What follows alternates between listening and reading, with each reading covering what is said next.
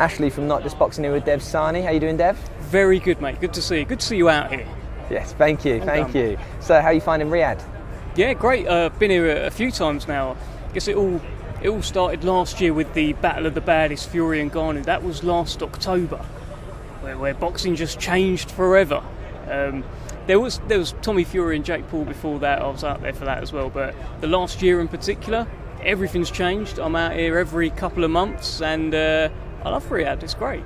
Do you actually enjoy coming to Saudi? What's your favourite parts, away from all the work and all the amazing fights? I'll tell you, when I got to go out a little bit more and explore a bit more was when I was doing less work. So for Tommy Fury against Jake Paul, I did actually go out and go like on to shisha bars. Not that I'd do any of that, but just like with Umar and people like that. And yeah, it's very nice. It's like a later kind of culture. The streets are busy at like 2 a.m. and yeah, I mean, latterly I haven't been going out so much just because I'm just focused trying to get ready for the next day and what's coming up. Yeah, I bet. I went out last night, so it's my first time going out here, and went to some place. It was like a little rooftop area with lots of restaurants and bars. Yes. Kids running around everywhere at 1 in the morning on a school night. It's later, isn't it? It's just a later culture. It's a relaxed culture. It's safe. Look, the only kind of safeness that I've seen like it is Dubai, funnily enough. Dubai is where I can be walking around with Mrs. Sahni at 3 a.m. On just all over the place without a concern in the world, with a watch on, and it's all fine. There's a lot of places you can't really do that, but it looks like in the Middle East, Saudi, Dubai, you can. So before we go into the BETERBIEV card, I just want to cover Liverpool last weekend. It was a great show, really good show, some really good fights on there. What was your take on it? It was a great show, really good show, lots of great fights on there, but my take is Nick Ball. He keeps getting called Nicky Ball by people, but he's Nick Ball, and one of the most exciting fighters in the world today. If you like watching Mike Tyson, which I assume every boxing fan does, then you'll like watching Nick Ball. It's another knockout as well that he got. He knocked the guy out of the ring. The way he fights, he's so watchable. He's got that intensity outside the ring, short answers in interviews, but he means it. He's about it, and he's a world champion from the UK, so get behind him. He's amazing. Andrew Kane I think he'll be a world champion before long. I don't see how he can be stopped in the bantamweight division. The one time that he slipped up was when he went up in weight to super bantamweight, took on a complete nutcase in Baluta, went into the fight injured with like broken hands, still had Baluta over a couple of times, which people don't really do, and just come up short at the end, but he thinks he won. So I think he's terrific.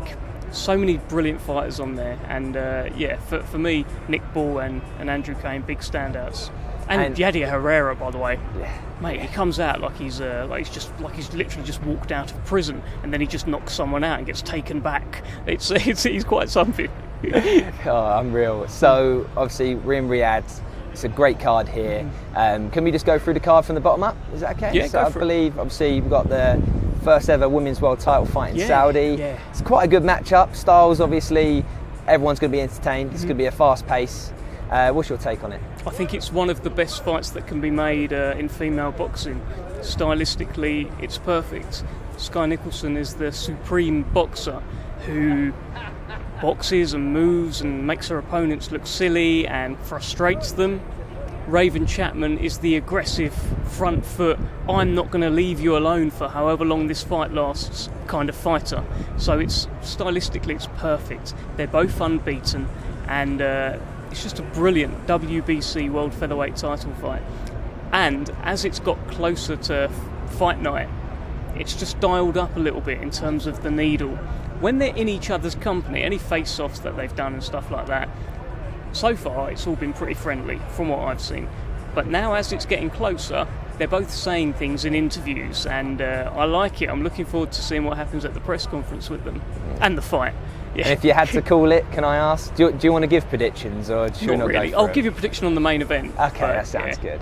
Yeah. So next up, we've got Ben Whittaker. Yeah. It's going to be a great fight there. Yeah, toughest test of his career on paper. He doesn't think so. He was asked on the stage yesterday, is this the toughest test? He said, no, I don't think so.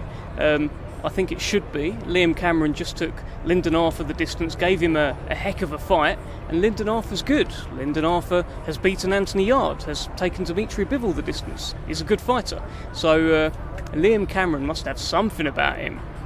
Ben Whittaker, though, superstar credentials. He's just got that aura about him, and I think he's a bit misunderstood. I think he's got this, character that's bombastic and out there and jumping up on one leg.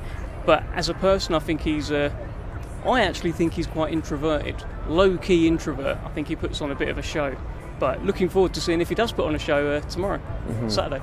And Lyndon Arthur can whack. Obviously, he took a lot of power there. So a lot of people that do fancy Ben are saying he's going to get him out of there. Personally, I don't know how he's going to be able to knock him out if Lyndon Arthur couldn't. Yeah, you just never know. That's the thing in boxing, as you well know. Like Ben Whittaker might just land 10 punches on Liam Cameron's head that he can't see coming, and suddenly the ref jumps in and that's it. And Liam Cameron's like, what has just happened here? Whereas maybe Lyndon Arthur can't necessarily do that. Maybe he's looking for 1 or 2 shots. Ben Whittaker can throw more combinations. I don't know.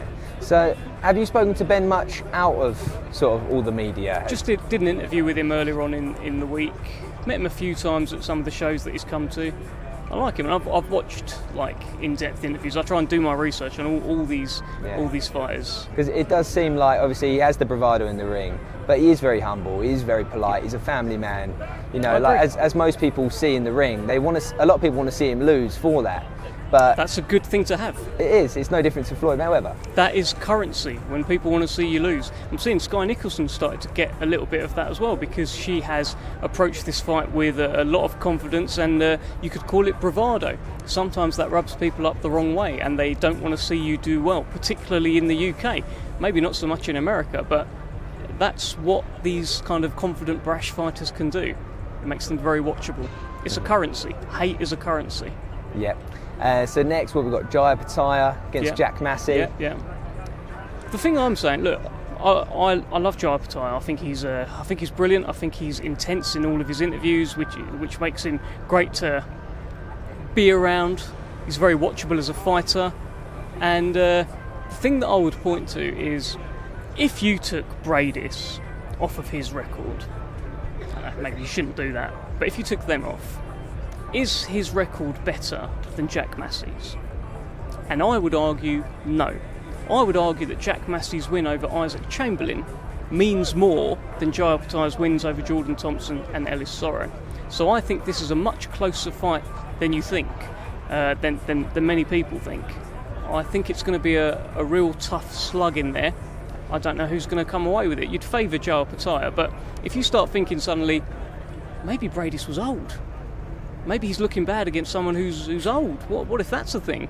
It's something I'll discuss today with the guys. Mm-hmm. Yeah, it's a Riyadh season. There's always an upset, there seems to be, because of the matchmaking is so good. Boxing fans really buy into the story. They see the champion, and they can't really see past them losing until it happens. Even with Dubois, you see it all week. He's the legitimate champion. Yeah. He walks out second against Joshua. And he puts on an absolute masterclass in there. Riyadh season is the home of the upsets. Fighters like Deontay Wilder, who are meant to light this place up and then go on to big fights with Anthony Joshua, suddenly find themselves getting beat.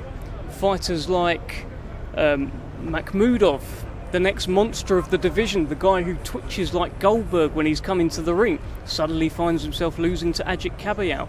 Things keep happening. Anthony Joshua, superstar, almost a homecoming at Wembley Stadium, the coronation of his next reign as world champion.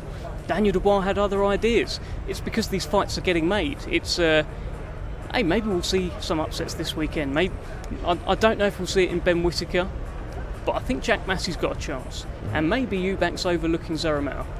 Yeah. So that's the next one. Obviously, Meta, he's a very, very tough man. He's only lost to the best in the world, and he took a lot of punishment off of Golovkin. And I know Eubank's got a different style, but I don't know. I don't think Eubank has the power to cause him them problems. It's a very, again, on paper, it's a very good fight. I'm not sure he's got the power to cause Meta problems either. It will be interesting to find out. And how's he going to look after a year out? 35 years old now. Very much focused on the next fight, as much as he's talking about, got to get past him first, or these fights aren't possible. He's thinking about the bigger fights ahead. That's Canelo's and all those guys. Oh, Conor Benn. Hamza Shiraz is building his name. I'm sure Hamza would jump in with Eubank and he's been the star of the middleweight division on the Riyadh season shows. So it will be interesting. So the WBO literally just announced that they've ordered the mandation for him to fight Yanibek, Hamza Shiraz. Do you think that fight's going to be made and signed? One for Frank. To be honest, I haven't caught up with anyone about it, so I don't know. Fair enough. Yeah. Okay. So let's talk about the main event. Have we missed anybody on the card? Wardley Clark. Wardley Clark, of course. That is the British main event. Anyway. Yeah. Wardley Clark is. Both of them are pretty much saying it's going to be round 13, which is great because the first 12 rounds were brilliant and gripping and thrilling and fun and a great watch, and a war where they both went to the trenches, had to go to places, had to find things they haven't had to find in other fights. That was great.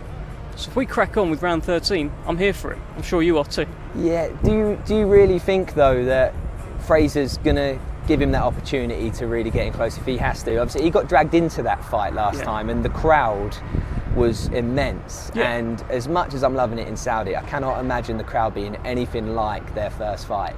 So, will Fraser give him the chance? He might not have a choice. I'm sure he didn't want to give Wardley the chance in the first fight. Wardley creates chances, so I think it's just going to turn into a tear-up. Very true. So main event, it is. Everyone's saying boxer versus puncher. Let's just get it out of here first of all. How good of a boxer is BETERBIEV? Well, go and ask Alexander Usyk, who he beat in the amateurs. Not by just knocking him out. Power doesn't mean as much in the amateurs. So go and ask him. Go and ask guys like Michael Hunter, who he beat in the amateurs. Kovalev, who he beat in the amateurs. He's a serious guy. So it's not boxer versus puncher. It's boxer versus boxer who can punch. That's how I see it. And what is your prediction? I think as long as BETERBIEV hasn't, unless that knee's messed up, right, and as long as he doesn't get old overnight, I think he's just got too much for Bivol. Too much pressure, relentless, great chin. I've watched him take, from close up, I've watched him take flush shots from Anthony Yard, who is a bigger puncher than Bivol.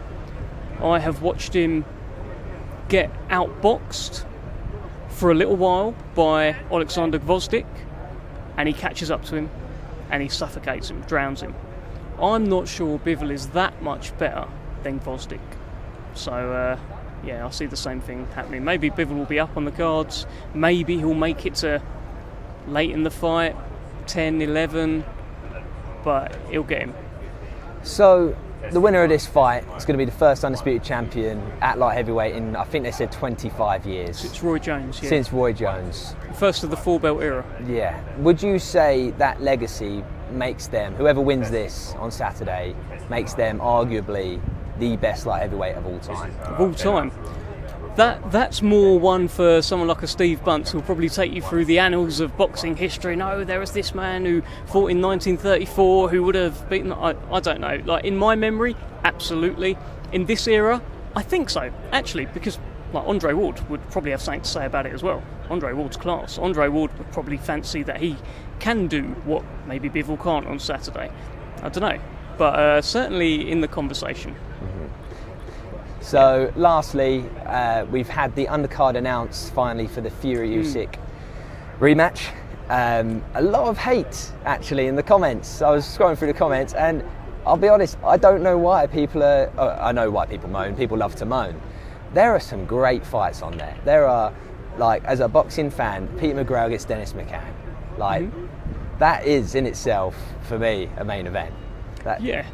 I think there's a number of thrilling fights on there. I love it, obviously. I love that Moses Itauma is getting a step-up fight, not against a guy who's old and past it and washed up, but a guy with his own ambitions of becoming a world champion in Dempsey McKean. Dempsey McKean took Filip Hrgović till the final round before getting knocked out, but he was doing all right in that fight. If Moses jumps in and does a great job on him, what on earth does that say about Moses Itauma? So, big fan of that. McCann McGrail's brilliant. Alan Fisher is fun. And obviously, what's Madrimov against Bolchek? How do you pronounce it? I think it's Bolchek. Yeah. But that's a great fight. You've seen that guy, what he did against Virgil Ortiz. Mm-hmm. Brilliant fight. So, I don't look too much at comments. People will always find a reason to moan. Yeah. So, as well, the Fury Usyk rematch itself, what's your take going into this?